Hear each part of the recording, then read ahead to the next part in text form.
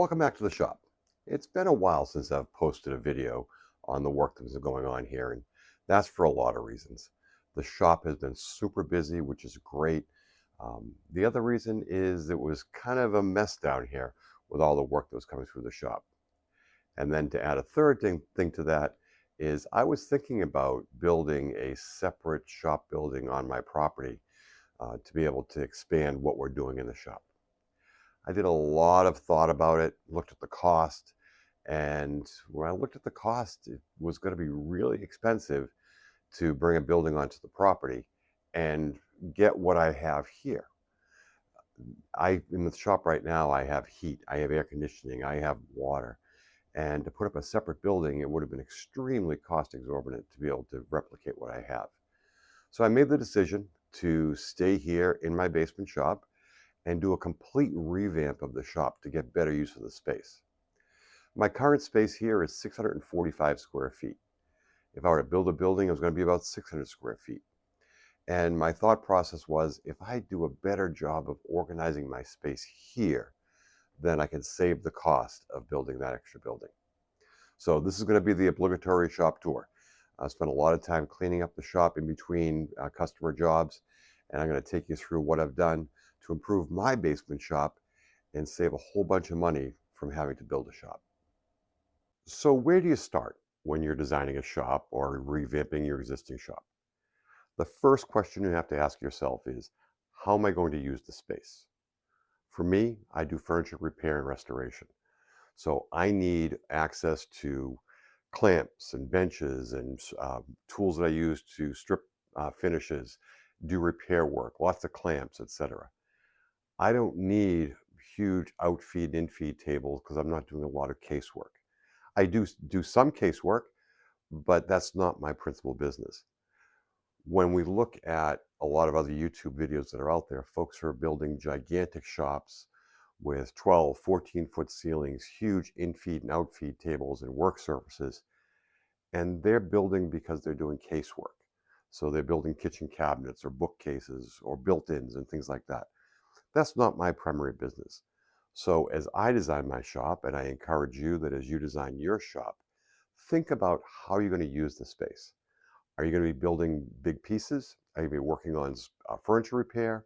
Are you just going to be tinkering? That should really be the driver in terms of how you design your shop and how you set up your workflows in your shop. Every shop starts with a great workbench, and I'm lucky to have two. This workbench was actually my grandfather's. He was the original A.G. Johnson. So this is a solid rock maple top with a tail vise with a 2.5-inch wood screw, a record vise, and a tool rest across the back. It also has bench dogs across the front of it. I use this when I'm doing any type of repair work and I need to be able to fit pieces in between the dogs in order to shape pieces or to carve out tendons and mortises, etc. This is a great craftsman workbench to be able to work on. I'm blessed to be able to have this in my shop. This bench was a bench my dad made for me back when we first got married. It was an old walnut door. He built the base, added the top to it, and then he put a tool rack across the back in order to be able to handle the screwdrivers, chisels, saws, etc. I added the second tool rest in the back because I was using more hand tools I needed to get access to.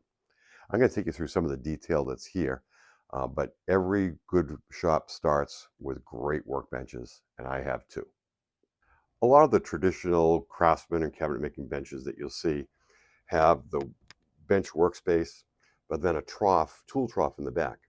That's a place to store your chisels, your saws, etc., the tools out of the way while you're working on the work surface.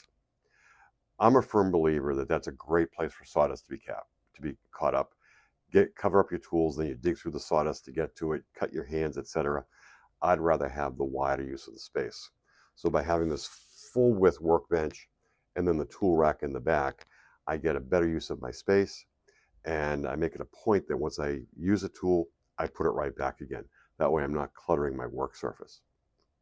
The tool rack in the back again, tools I use on a regular basis: screwdrivers, chisels, saws, measuring guides, etc. They're right there, so as I work on this bench, I have that access. Right above the bench, I've added some shelving for my block planes. My favorite is the low angle block plane, but then also some rabbiting planes. I also keep my glues here, my Type Bond 2 through 3, as well as some high glue and some epoxy. So again, as I'm doing repair work, everything I need is right here. I added a pegboard up in the top right for all of my hammers. I was storing them under the bench, and this just makes it easier. Grab the hammer, do what I need to do, put it right back again. Again, the objective here is to keep the work surface from getting cluttered as I'm doing work.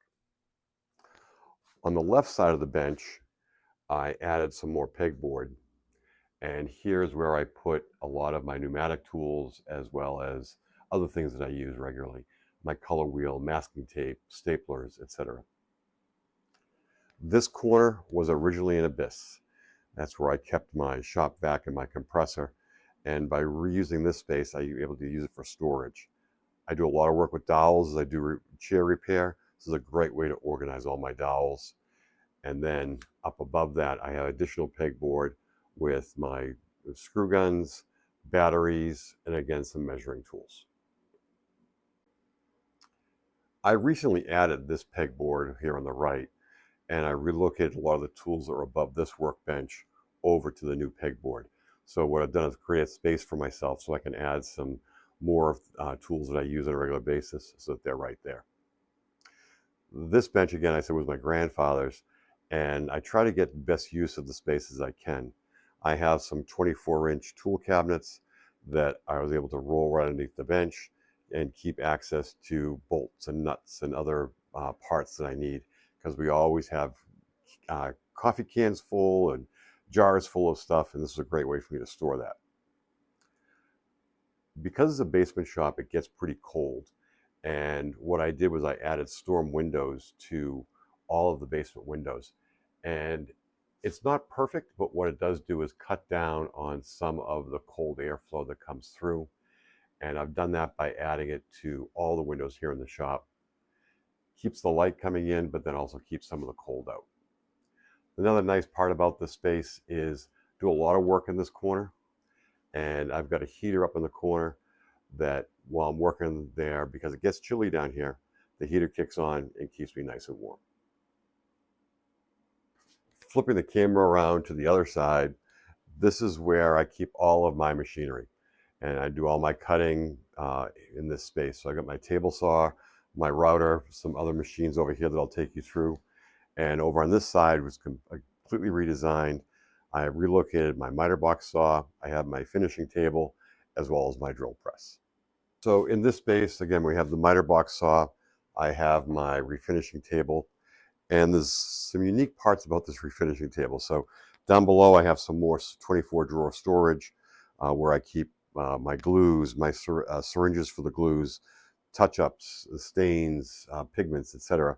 So again, easy access right there. But then this work surface is actually a repurposed sit-stand workstation. So as folks were working from home, they were getting these sit-stand workstations. There was somebody selling the legs on Facebook Marketplace for a sit stand, and I said, I can make use of that. So bought the legs, added a top to it, added a power inverter for one of my DeWalt batteries. And what that allows me to do is work on this table and then raise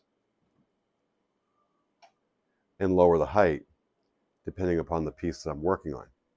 Now, that's great as you're refinishing furniture, but I can also repurpose it in this small shop. So because I relocated my miter box over here, you need a support table for your miter box if you're going to be cutting along pieces. So I've set the sit-stand workstation so that now this tabletop serves as an out feed and a support feed for my miter box. I can also turn it around and serve as an in feed for my table saw. So I get dual purpose on it. And again, everything in the shop I have is on wheels. So if I need to relocate this out to the middle of the shop in order to work on a piece to be able to get a 360 view around it, I can do that. Miter box, it is what it is. You know what a miter box is for. I've added cabinets as support for storage and have doors with pegboard on it. And again, things that I need access to right away are hanging on the pegboard. Do the same thing up top where I have my cabinets, pegboard, and I keep my wrenches. You'll see that I use a lot of pegboard in the shop. And a lot of people like French cleats, some people like pegboard. I do a little bit of both. I find great access to my tools when I have the pegboard. The other thing is because it's a basement shop, it's very gray, it can be very dark. And by using the white pegboard, it kind of brightens the space up just a little bit. Over in this corner, I have my drill press. I don't use it a lot. When I do need it, I have it. So it's not a fancy one, but it works for me. And then again, in my storage cabinets, I keep drill bits and other accessories I need for the drill press. I actually built these cabinets probably 10 or 15 years ago, and I'm just now getting to the point where I'm adding the drawers and the cabinet doors to them. So still a work in progress over here. This is my grinder, and this was actually in my grandfather's shop. So that just tells you how old it is. That we have the grinder, the buffing wheel, and they did double duty with this. By switching the belt, they actually added a disc sander to the side of it. When I first got it, I was using it for that until I picked up a belt and disc sander. So don't use it a lot, but again, when I need it, I have my grinder right here. My 48-inch belt sander and disc sander, which I'm going to talk a little more about that because I've recently improved some of my dust collection and some of the things that I did to make that improvement there. I've got a scroll saw, and then again another cabinet where I store all of the accessories for my table saw. And again, hanging on the front are my throat plates, my push sticks, my blade wrench, etc., so that I have access to everything, but then everything in a place. And then again, up top, I have some more storage cabinets, my Wen air filter, and my Powermatic dust collector, which I'll talk a little bit more about. This is my table saw setup. It is a 1980s Unisaw Delta. It has served me extremely well. I wouldn't trade it for anything. I've got about 36-inch rip capacity to the right. I've added outfeed tables so that I have support going out in case I have any long stock to rip. And then to the left of that, I have two router tables. The router cabinet that I made, but then also a router cabinet that my dad had. This is not the fanciest of router tables, but it does its job for me. So it's a cabinet that I made. Again, pegboard doors. I'm using a DeWalt 618 in the table. I also have some additional routers here. And this is a router lift that I had made. I have storage for my bits as well as from table saw accessories. This is an old Korean countertop, so it gives me access to be able to change my bits as I need to. And I don't use it a lot, but when I need a strong supported router surface to work on, this is it. One of the things you'll notice is it's right alongside my table saw. And what that does is if I need to be able to rip some long moldings or long strips, I have the support of the table saw over to the router table. So I have that in-feed capability, and I've arranged my other tools so my out-feed passes right by it. This is the view from the outfeed side of the table saw. As you can see, I have the outfeed table, some additional cabinets for support.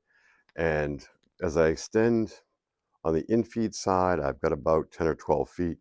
And on the outfeed side, I've got another 10 or 12 feet. So if I need to rip sheet goods, I can do that. Being in a basement shop, you need to get creative with your space. And arranging things took me a while to get there. But what you'll notice is that this table saw sits under the staircase, or at least the outfeed table portion does.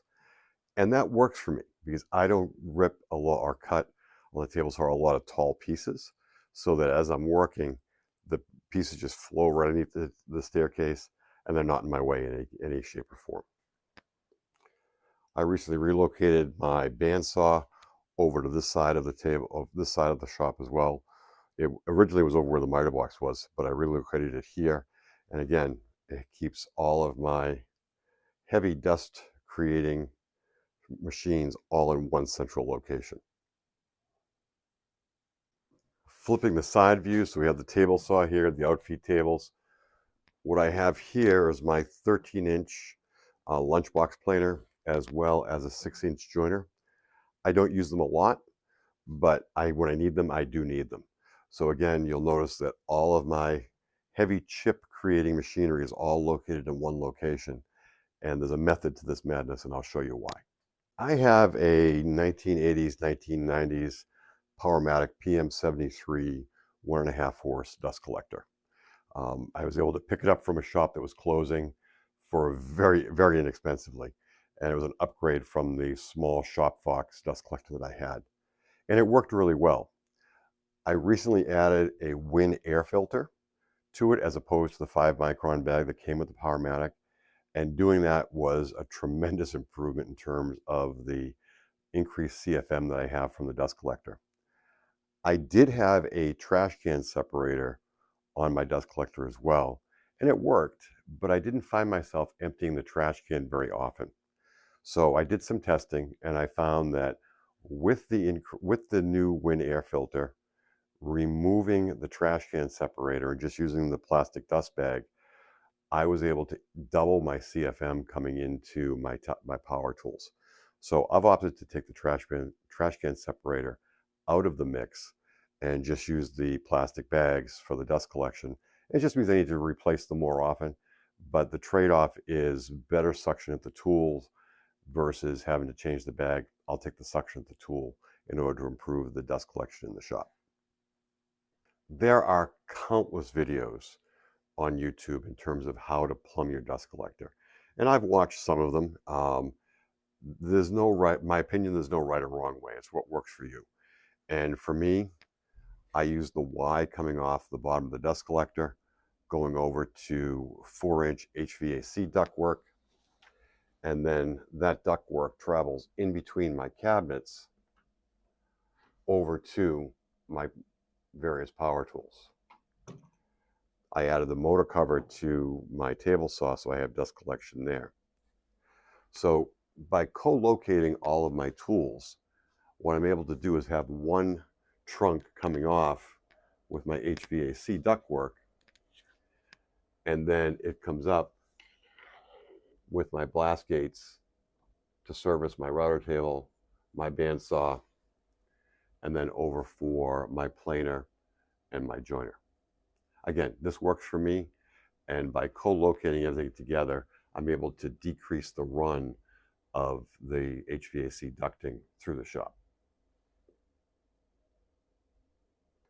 One of the producers of the finest dust particles in the shop is the disc sander and belt sander. And I use mine a lot, so I needed a way to be able to control that dust that comes off of it.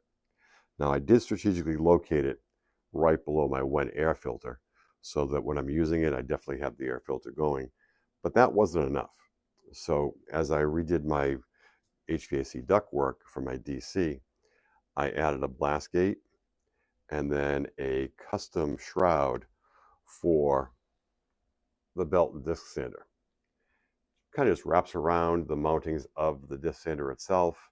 It's got a 4-inch port. And then as the belt sander is running, it's going through, the dust is carrying into the shroud, picked up by the dust collector. The same way it works for the disc. And again, as it's running, the particles are shooting down right over into the dust collector. So that combined with the air filter has made a tremendous difference in terms of collecting a lot of that fine dust.